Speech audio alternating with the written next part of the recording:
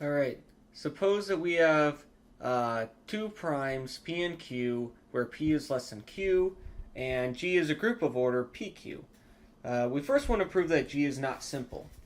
And so again, the way we typically do this is you look at the CELO theorems and what they say about NQ and NP, and you combine these two things, the thing that NQ is equivalent to 1 mod Q, and the fact that NQ divides P, and you want to prove that that must imply that NQ equals 1. And if that doesn't work, you turn to P and say, okay, so NP is equivalent to 1 mod P, and NP divides Q, so does that imply that NP must equal 1? And if you do that in this problem, in both cases, you're not going to be able to conclude that NP or NQ must equal 1. And so it's not like a very straightforward use of this of these theorems. But before you get frustrated and decide to quit mathematics, what you can do is just go a little bit further and let's look at NQ. So NQ is the equivalent to 1 mod Q. And so NQ is just 1 plus some multiple of Q. And we'll suppose that M... No. This is not right. I love to include this this natural numbers not include 0 here, but in this case we want to include 0. So we want M to be just some we'll just say some integer. What we really want is M greater than or equal to 0. So we're going to write that, okay? So here M is greater than or equal to 0. Okay, so that's correct. Okay. We also know NQ divides P, CELO theorems again, okay? Since P is prime, either NQ is 1 or NQ is P. So we've narrowed it down to 2 possibilities, and so that's good. So let's assume for contradiction that NQ is P. And I think I tried a similar argument, assume for contradiction that NP is Q, and it didn't go anywhere, so I tried this and it worked. So let's assume for contradiction that NQ equals P. Then we get to do some estimates, which I like because I like analysis, and analysis is all about doing estimates. So, and these are really nice estimates because they're kind of dumb. It's super rough estimates, but it still gives you information. And so that's always fun when you can do that. Okay, so we've got P is NQ. We're assuming this by our contradiction assumption. But NQ is MQ plus 1 for some M. And we know that Q is going to be strictly greater than P. And let's see here, since M is being allowed to be 0 here, I guess this needs to be greater than or equal to. And by I guess, I mean this definitely is the case. So this is greater than or equal to MP plus 1. And again, since... Ooh, wait a minute.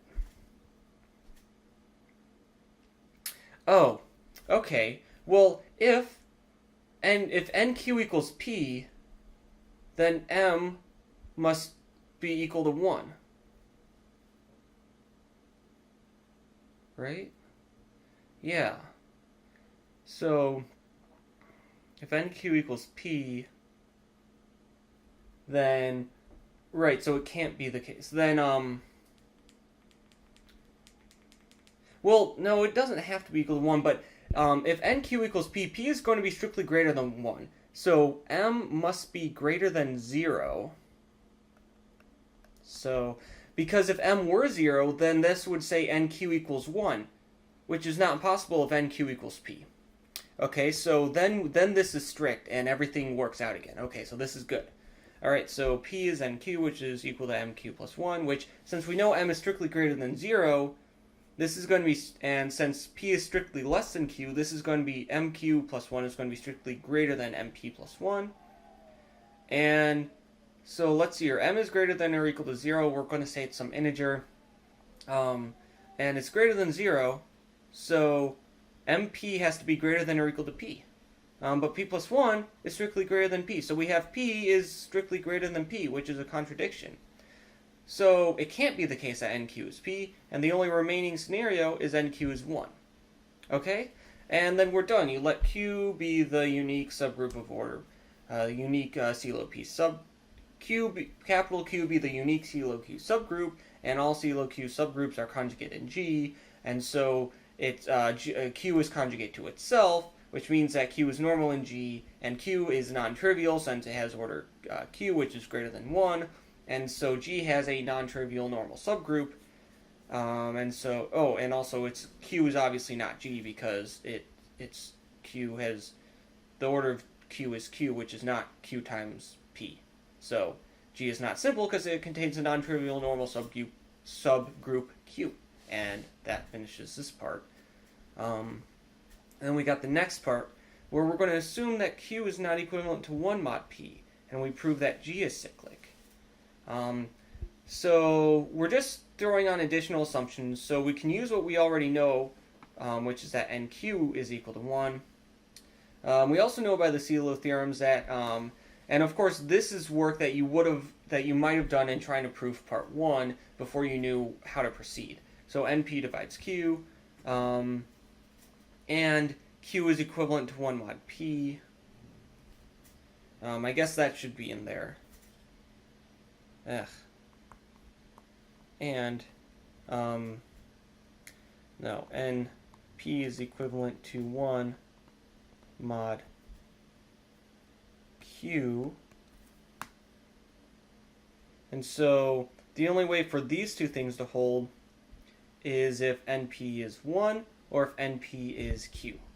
Let me readjust this real quick. Okay? So that's that. And oh, no, wait. I say that later. Never mind. I was just using, once we know NP divides Q, we already know that it's either equivalent to 1 or Q. We know by the CeLO theorems that NP is equivalent to 1 mod P. But we know that Q is not equivalent to 1 mod P. So if it were the case that NP were Q, then this would say Q is equivalent to 1 mod P, which contradicts our assumption. Therefore, NP is not Q, and the only other remaining scenario is NP equals Q. No, NP equals 1. Okay. So now we have NQ equals 1, NP equals 1. And we go from here. So we're going to say P is a unique CeLO P subgroup, and again, Q is a unique CeLO Q subgroup. Then these are both normal subgroups. P is normal because for the same reason that Q is normal. All CeLO P subgroups are conjugate, so there's only one, and because there's only one, it's conjugate to itself, and so it's normal. Okay. In particular, since we have two normal subgroups, we can define this map alpha goes from P to the automorphisms on Q, and for if you choose an element P, then alpha evaluated at P is the automorphism of Q, which sends Q to PQP inverse. And you can prove that this is a group homomorphism, but I think that's a separate exercise, and I'm not going to go through the details here. But it's pretty straightforward. You do exactly what you would expect to do and it works. You prove that. You have to prove that given any P, this is an automorphism of Q, and then you have to prove that this is a group homomorphism, i.e. that alpha of P1, P2, Q is equal to alpha P1 composed with alpha P2, Q. Alright, so after you do that, you know that this is a group homomorphism. So, because we have this group homomorphism, we know that we can form a semi-direct product of P and Q.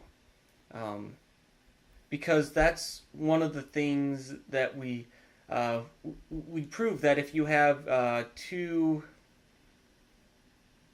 See, I think you need to have two subgroups. Only one of them has to be normal. I think only Q here has to be normal. But P is normal here, and that's I guess... It's not helpful in this step, but it'll be helpful later.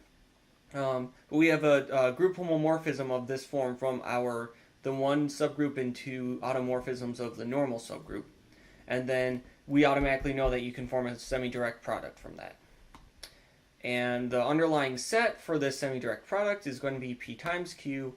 And since both of these are normal, and in particular since one of them is normal, the product is going to be a subgroup of G. That's one of the isomorphism theorems. And so therefore, the semi-direct product is contained in G. This stuff might be automatic, so you might not need to say it, but I did. Anyways, so now we've got two normal subgroups, and you take an element P and an element Q. You've got P, Q, P inverse, Q inverse.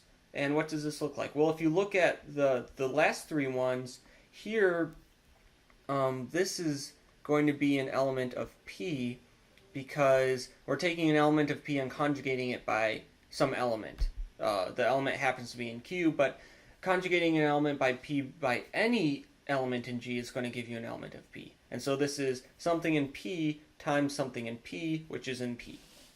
Then same argument, but you look at the first three, this is going to be in Q, and this is in Q, so the product is in Q. Thus, this element is in the intersection, and because we can form the semi-direct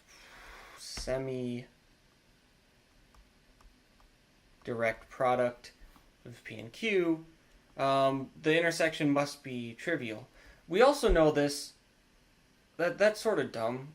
We also know this because the order of P is P and the order of Q is Q, and so the order of the intersection has to divide the order of each one individually, and so it's got to divide both P and Q, and since P and Q's are both prime numbers, and since they're not equal, the only number that divides both of them is 1, so the intersection has order 1, so it's trivial. So this element is contained in the intersection, which means it must be equal to the identity. If you multiply the Q and the P over, you get PQ equals QP. Thus, the elements of P and Q commute, but we know by how we define direct products that a semi-direct product in which the elements of the two subgroups commute is a direct product. And thus, this direct product is contained in G. And since the order of this direct product is just the product of the orders of the individual groups, which is PQ, which is the order of G, that means that this subgroup must be exactly equal to G. And since P and Q are co-prime, if we let CP be the cyclic group of order P, then we know that G is isomorphic to CP direct product with CQ, because P is isomorphic to CP since it's prime, and Q is isomorphic to CQ since it's prime, since Q is prime. So we have this, and then if you have a semi-direct product, or if you have a direct product of two cyclic groups of co-prime orders, then this is isomorphic to cyclic group of order P times Q. The product of whatever two things you're considering. Okay, and with this fact, we know that G is isomorphic to cyclic group of order PQ, and so G is a cyclic group. And that's exactly what we wanted to prove in the second part, and so we have completed this entire exercise.